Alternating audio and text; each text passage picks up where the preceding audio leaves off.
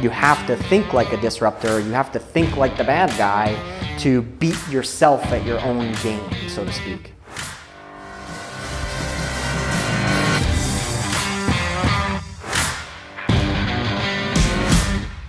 I'm Stephen Taylor, this is WeeklyST. We're going to talk again about more stinking ransomware, but also how we are trying to disrupt our industry. So we've had quite a few sales meetings this week, and often as it happens, a lot of organizations are looking budget conscious, right? We've got to look at our costs, we want to save money, we want to be mindful of that. And I get it, we're a small business too.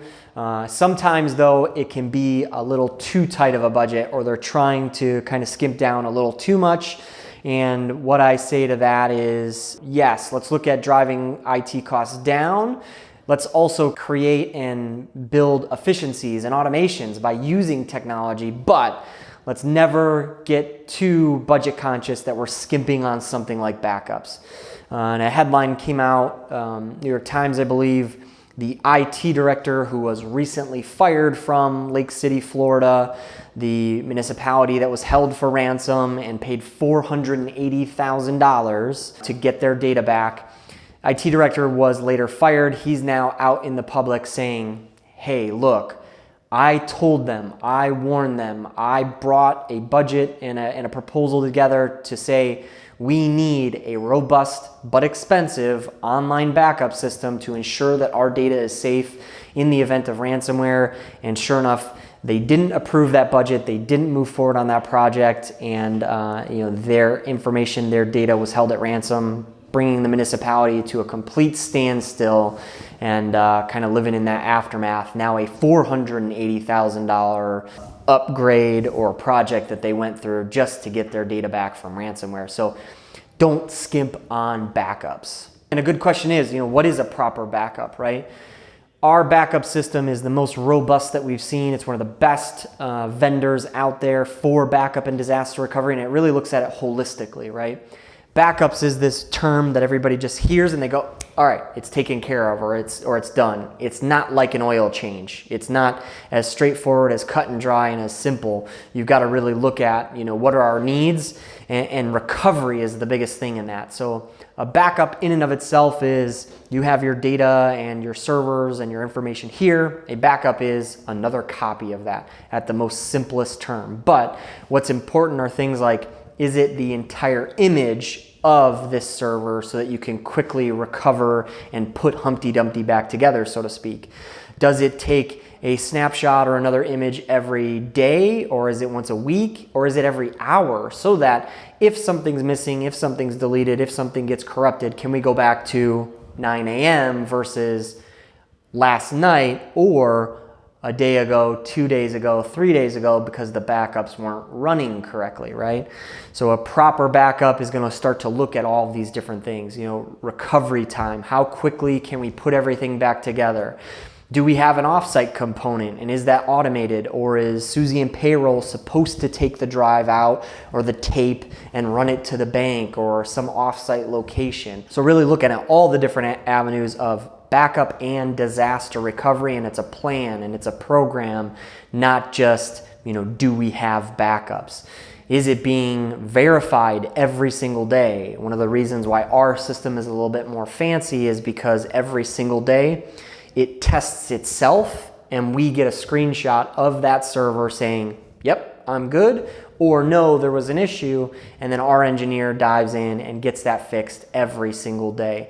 Some companies say, yeah, we do backups every night, but oftentimes they fail a couple days in a row, and then maybe we fix it and they get back online. But if someone's not paying attention or testing and verifying that stuff every single day, you could really find yourself in a bad situation. And so the typical backup, yes, it's expensive. A typical backup for our customers that might have a few servers and a few terabytes of data, might be $6,000 to $10,000 a year.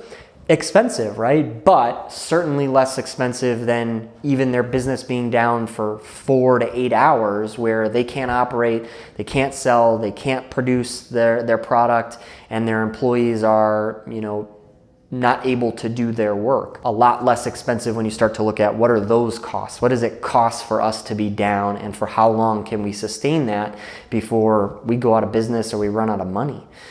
So proper backups. Another more affordable and a wonderfully effective preventative medicine, if you will, is education. Training your teams, not just sending an email once in a while that says don't click on phishing links, but an ongoing, always up to date cybersecurity education platform. Might cost you a couple bucks per user per month, but on an ongoing basis, your teams are getting trained. They're more aware of what's happening out there. It gets them to think a little bit more, slow down in their activity, and maybe realize and spot something from happening before it becomes a bigger issue. And that was the story of the one municipality in the Texas headlines. A team member, an employee, was a little bit more aware, a little bit more educated to say, oh, something doesn't seem right. Let me call IT. Let's get a second set of eyes to look at this, and disaster averted. Otherwise, they would have been another one of these in the headlines. So kind of the most affordable and also effective preventative medicine is cybersecurity education. These MSPs are getting breached because of lack of security, right? Bad passwords, not two-factor, out of date, no patches, whatever. Bad guys are getting into the MSP, then they're getting into the clients, right? A lot of it, some of these guys, they want the data, right? Because data is valuable too. Some of them, they want the ransomware so they can get the money, or they're doing both and then later on comes the ransomware. But they're getting a little bit trickier. Now they've started to realize, oh, these MSPs, they're putting in backup systems. Let's go attack the backup systems. And they're deleting or impairing the backup system first, then locking, encrypting the actual data, the real data, then requiring the ransom, and oh shit, we're really in trouble, right? And so it got my team thinking, okay, if I was a bad guy, how would I get into the backups, right? And we started really good discussion and really good, okay, well, we need to adjust for this, this, and this. And we questioned our vendor. What would happen if, right? And it turns out we got a really good answer. Our backup systems, the backup data resides on a box locally in the client's infrastructure. Then that data gets encrypted and off-sited to 2 data centers, West Coast and East Coast, right? In the event that if they went for like the straight on delete, oh, we deleted that backup set or whatever, it eventually obviously gets deleted from the data centers.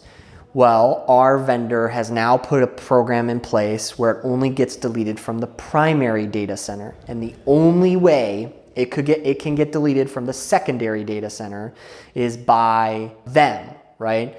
So even if the breach happened at the MSP level, again, hurdles and just blockades and more hoops to go through will prevent these guys from getting at it. And in this case, with our backup vendor, we feel very confident that that secondary data set would exist in the potential event of a breach overnight, them deleting backups, trying to hold everybody hostage, hey, we've still got the data. And that was, it was a fascinating exercise to go through. And you have to think like a disruptor. You have to think like the bad guy to beat yourself at your own game, so to speak. Check us out again next week. Subscribe on YouTube. I post to Facebook, LinkedIn as well. A good place to follow. You'll get some nuggets and tidbits. Again, we're going to talk about business, how we're growing. We're going to talk about ransomware and technology. It's good for business people. It's good for other entrepreneurs. So stay tuned again next week. Thank you for watching.